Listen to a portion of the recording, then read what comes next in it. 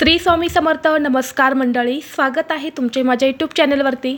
आजचा दिवस तुम्हाला खूप छान सुखाचा आनंदाचा जाऊ हीच मी स्वामींच्या चरणी प्रार्थना करते आणि आज या नवीन व्हिडिओला सुरुवात करते.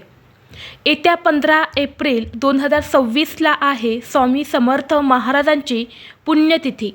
आता ज्याप्रमाणे आपण स्वामी समर्थ महाराजांचा प्रकट दिन अगदी आनंदाने साजरा केला आहे, अगदी त्याच पद्धतीने आपल्याला स्वामींची पुण्यतिथी ही सुद्धा साजरी करायची आहे. कारण ह्या दिवशी महाराजांनी त्यांचा अवतार कार्य समाप्त केला होता. पण आजही निर्गुण स्वरूपात स्वामी चराचरामध्ये वास करतात. मी गेलो नाही, मी जिवंत आहे या शब्दाची प्रचिती प्रत्येकाला येत असते. अर्थात आजही प्रत्येकाला स्वामी महाराजांची अनुभूती येत असते. कुठल्या ना कुठल्या रूपात येऊन महाराज आपल्याला दर्शन देऊनच जातात. जो प्रामाणिकपणे सेवा करतो त्याला त्याचा अनुभव येतोच. पदोपदी स्वामी महाराज आपल्याला दिसतात आणि खरं तर पहा, आपल्याला ते दिसत नाही. त्यांना आपल्याला बघायचं असतं आणि म्हणून ते कुठे ना कुठे तुम्ही कितीही अडचणीमध्ये संकटामध्ये असेल तेव्हा फक्त एक हाक जरी मारली तरी स्वामी महाराज तुम्हाला कोणत्याने कोणत्या रूपात येऊन दर्शन देऊन जात असतात. आणि स्वामींची पुण्यतिथी म्हणजे साक्षात स्वामींचा आशीर्वाद प्राप्त करून घेण्याचा हा दिवस असतो. या दिवशी पृथ्वीवरती स्वामी तत्व, दैवी शक्ती ही खूप जास्त प्रमाणामध्ये जागृत असते आणि म्हणून या दिवशी अनेक स्वामी सेवेकरी अनेक सेवा उपाय करत असतात. आजच्या व्हिडिओमध्ये मी तुम्हाला एक अत्यंत प्रभावी असा उपाय सांगणार आहे किंवा तुम्ही याला सेवा देखील म्हणू शकता. तर आपल्याला या श्री स्वामी समर्थ महाराजांच्या पुण्यतिथीच्या दिवशी फक्त या झाडाला स्पर्श करायचा आहे. या झाडाला फक्त स्पर्श केल्याने तुमच्या जीवनातील सर्व अडचणी, संकट, अडथळे दूर होऊन तुम्हाला प्रत्येक कामात यश मिळेल. तुमची करोडपती होण्याची इच्छा ही पूर्ण होईल.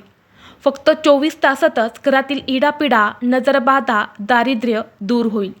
तर अशा कोणत्या झाडाला स्पर्श करायचा आहे, हा उपाय कोणत्या वेळेत करायचा आहे, याबद्दलची संपूर्ण माहिती या व्हिडिओमध्ये मी तुमच्यासोबत शेअर करणार आहे. त्यामुळे तुम्ही हा व्हिडिओ स्किप न करता शेवटपर्यंत नक्की पहा. चॅनलवरती नवीन असाल तर सबस्क्राईब करा आणि असेच माहितीपूर्व नवनवीन व्हिडिओ पाहण्यासाठी बेल आयकॉनलाही प्रेस करा. म्हणजे जेव्हा कधी मी नवीन व्हिडिओ अपलोड करेल त्याचं नोटिफिकेशन सर्वात अगोदर तुम्हाला भेटेल आणि तुम्ही एक पण व्हिडिओ मिस करणार नाही. तसेच हाईप बटन देखील क्लिक करा. आज या व्हिडिओमध्ये मी तुम्हाला जो उपाय सांगणार आहे तर हा उपाय आपल्याला बुधवारी श्री स्वामी समर्थ महाराजांच्या पुण्यतिथीला करायचा आहे. अगदी सकाळपासून ते संध्याकाळपर्यंत जेव्हा केव्हा तुम्हाला शक्य होईल, जेव्हा तुम्हाला वेळ भेटेल तेव्हा फक्त या झाडाला स्पर्श करून तुम्हाला घरी यायचं आहे. स्वामींची पुण्यतिथी हा दिवस साधासुधा दिवस नाही, तर या दिवशी स्वामी तत्व हे 1000 पटीने कार्यरत असते.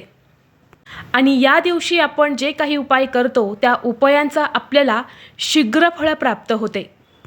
जर आपल्या हसत्या खेळत्या घराला कोणाची वाईट नजर लागलेली असेल किंवा आपल्या घरातली लक्ष्मी ही पाण्यासारखी वाहून जात असेल, आपल्या पतीच्या, आपल्या कुटुंबात असणाऱ्या व्यक्तीच्या कामामध्ये सतत अडथळे येत असतील किंवा मुलांच्या प्रगतीमध्ये अडथळे निर्माण झालेले असतील, तर फक्त हा उपाय तुम्ही पुण्यतिथीला करून बघा. विश्वास ठेवा, हा उपाय जर तुम्ही केला तर स्वामींच्या कृपेने तुमच्या जीवनातील सर्व समस्या, अडचणी, अडथळे हे नक्की दूर होतील. आता हा उपाय करण्यासाठी तुम्हाला कोणतीही सेवा, पूजा, अर्चा करण्याची गरज नाही. फक्त तुम्हाला या पुण्यतिथीच्या दिवशी एका झाडापाशी जायचं आहे आणि त्या झाडाला फक्त स्पर्श करायचा आहे. जर या दिवशी तुम्ही या झाडाला फक्त स्पर्श केला तर तुमच्या आयुष्यामध्ये, तुमच्या घरामध्ये, तुमच्या जीवनामध्ये तुम्हाला अनेक सकारात्मक बदल जे आहेत तर ते दिसायला सुरुवात होईल. शत्रूसुद्धा तुमच्यासमोर नतमस्तक होईल, तुमच्यासमोर गुडघे टेकवेल. कारण या पुण्यतिथीला आपण हा उपाय जर केला तर आपल्या कुटुंबाभोवती एक संरक्षण कवच निर्माण होते. या स्वामींच्या पुण्यतिथीच्या दिवशी ब्रह्मांडातील अनेक सात्विक लहरी, सात्विक शक्ती या जागृत अवस्थेत असतात आणि या निसर्गामध्ये असं एक विशिष्ट झाड आहे. त्या झाडामध्ये साक्षात श्री स्वामी समर्थ महाराज निवास करतात आणि म्हणून या झाडाला स्पर्श केल्याने आपलं नशीब हे फक्त 24 तासातच बदलायला सुरुवात होते. आता हा उपाय करण्यासाठी तुम्हाला सर्वप्रथम या स्वामींच्या पुण्यतिथीला सकाळी लवकर उठा, स्वच्छ स्नान करा, अंघोळीच्या पाण्यामध्ये थोडंसं गंगाजल आणि हळद टाकायची आहे. स्वच्छ कपडे परिधान करून सर्वप्रथम आपल्या देवघरातील देवांची पूजा अर्चा करून घ्यायची आहे. स्वामींची मूर्ती असेल तर मूर्तीवरती आवर्जून अभिषेक करा. फोटो असेल तर स्वच्छ पुसून काढा. स्वामींना अष्टगंध लावायचा आहे. हिना अत्तर किंवा इतर कुठलंही अत्तर असेल तर ते लावायचं आहे. तुपाचा दिवा लावायचा आहे. धूप दीप अगरबत्ती लावून घरातील वातावरण हे प्रसन्न करायचं आहे. स्वामींना पिवळ्या रंगाची फुलं किंवा चाफ्याची फुलं असतील तर ती अर्पण करायची आहेत. पिवळ्या रंगाचा नैवेद्य अर्पण करायचा आहे आणि यानंतर तुम्हाला हा जो उपाय आहे तर हा करायचा आहे. कारण हा उपाय करण्या अगोदर आपण स्वामींची पूजा केली तर स्वामी हे आपल्यावरती प्रसन्न होतात आणि यानंतर आपण जे काही उपाय करतो तेव्हा स्वामी त्या उपायांचा आपल्याला शीघ्र फळ देत असतात. आता उपाय करण्यासाठी तुम्हाला एक तांब्याचा कलश भरून घ्यायचा आहे. त्यामध्ये शुद्ध पाणी भरून घ्यायचं आहे. त्या पाण्यात तुम्हाला 1 ते 2 थेंब गंगाजल टाकायचं आहे. सोबतच तुम्हाला थोडीशी हळद टाकायची आहे आणि यानंतर हा तांब्या तुम्हाला तुमच्या देवघरामध्ये असणाऱ्या स्वामींच्या मूर्तीसमोर किंवा फोटोसमोर एक अर्धा तास ठेवायचा आहे. यानंतर स्वामींची आरती तुम्हाला करायची आहे. आरती करून झाली की तो तांब्या तुम्हाला स्वामींसमोर उचलून घ्यायचा आहे. एका प्लेटमध्ये तुम्हाला 21 अखंड तांदूळ घ्यायचे आहेत. तुटलेले फुटलेले घेऊ नका. 21 अखंड तांदूळ घेऊन त्याला हळद कुंकू लावायचं आहे. त्या लाल पिवळ्या अक्षदा तुम्हाला तयार करायच्या आहे. यानंतर एक मातीची पंती घ्या. त्यामध्ये दुहेरी कापसाची वात लावायची आहेत आणि शुद्ध गाईचं तूप घालायचं आहे. यानंतर हा दिवा, हे पाणी आणि हे तांदूळ घेऊन तुम्हाला जायचं आहे तुमच्या घराजवळ असणाऱ्या औदुंबर वृक्षापाशी. या औदुंबर वृक्षाला उंबराचे झाड असेही म्हणतात आणि उंबर हे झाड आपल्या हिंदू धर्मात अत्यंत पवित्र आणि भगवान दत्तात्रयांचे म्हणजेच स्वामींचे निवासस्थान मानले जाते आणि म्हणून या झाडाला कल्पवृक्ष असे म्हणतात. या पुण्यतिथीच्या दिवशी या झाडाची पूजा केल्याने मनोकामना पूर्ण होतात. या झाडामध्ये दैवी गुण असतात आणि म्हणून या झाडापाशी गेल्यानंतर सर्वप्रथम तिथे तुम्हाला एक दिवा प्रज्वलित करायचा आहे. दिवा प्रज्वलित केल्यानंतर हे जल तुम्हाला त्या वृक्षाला अर्पण करायचं आहे. यानंतर त्या झाडाला हळद कुंकू तुम्हाला लावायचं आहे. 21 तांदूळ हे आपल्या उजव्या हातामध्ये घ्यायचे आहेत आणि यानंतर तुम्हाला एक मंत्र म्हणायचा आहे. मंत्र असा आहे, ओम द्राम दत्तात्रया श्री स्वामी समर्थाय नमः. हा मंत्र तुम्हाला 21 वेळा म्हणायचा आहे आणि हे 21 अक्षदा तुम्हाला त्या झाडाच्या मुळापाशी अर्पण करायच्या आहे. यानंतर तुमच्याकडे पिवळी फुलं असतील तर ती सुद्धा अर्पण करा.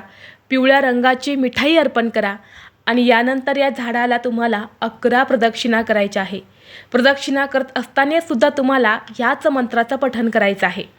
यानंतर आपल्या उजव्या हाताचा स्पर्श या झाडाच्या खोडाला करायचा आहे.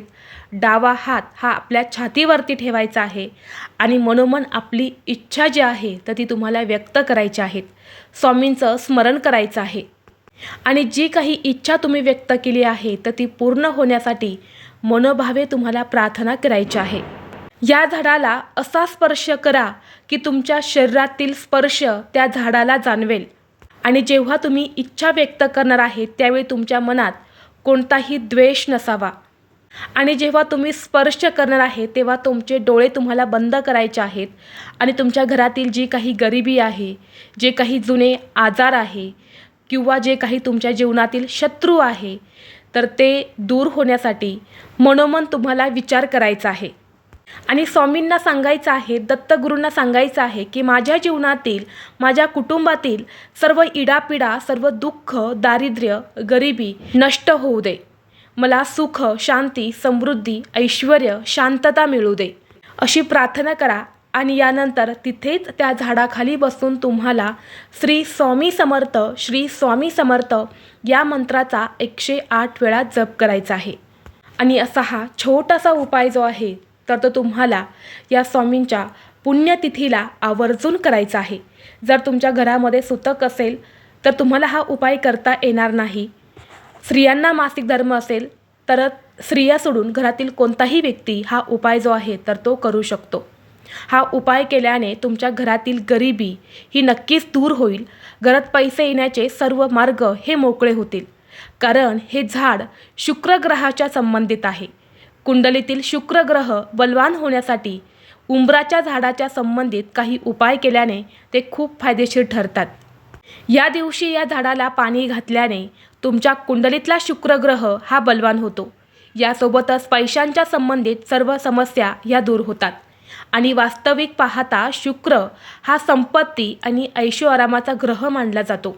आणि बघा, ज्या व्यक्तीच्या कुंडलीमध्ये शुक्र ग्रह हा मजबूत असतो त्या व्यक्तीला धन, ऐश्वर्य याची कधीही कमतरता नसते.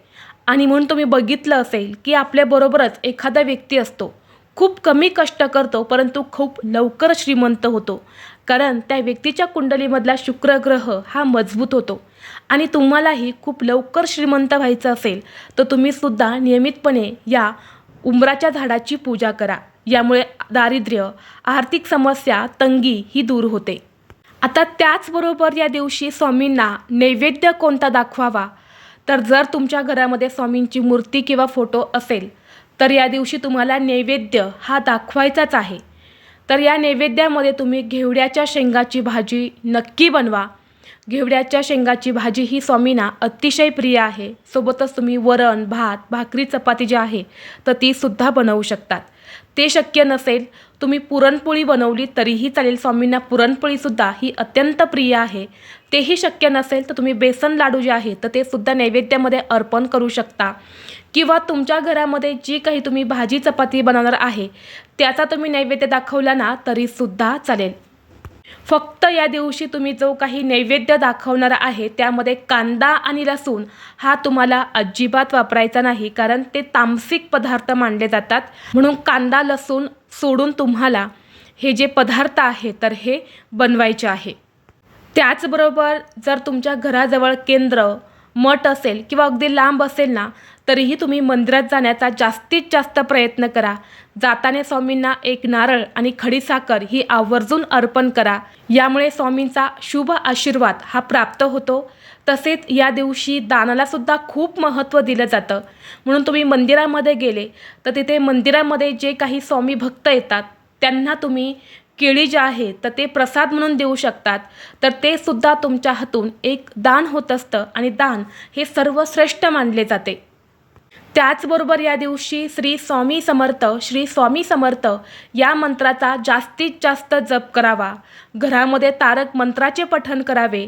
या दिवशी घरामध्ये मोठ्या आवाजात तारक मंत्राचे पठण केल्याने घरातील वादविवाद, क्लेश, अडचणी, इडापिडा, अलक्ष्मी ही दूर होते आणि घरात सुख, शांती, समृद्धी नांदू लागते. तर ह्या काही प्रभावी सेवा आहेत, उपाय आहेत जे आपल्याला या स्वामींच्या पुण्यतिथीला आवर्जून करायचे आहे. तर ही अत्यंत महत्त्वाची माहिती मला तुमच्यापर्यंत शेअर करायची होती. व्हिडिओ तुम्हाला आवडला तर लाईक करा, चॅनलवरती नवीन असाल तर सबस्क्राईब करा आणि हा व्हिडिओ आपल्या मित्रपरिवारासोबत जास्तीत जास्त शेअर करा. चला तर मग भेटू असंच पुढल्या एका नवीन व्हिडिओमध्ये. तोपर्यंत सर्वांना श्री स्वामी समर्थ.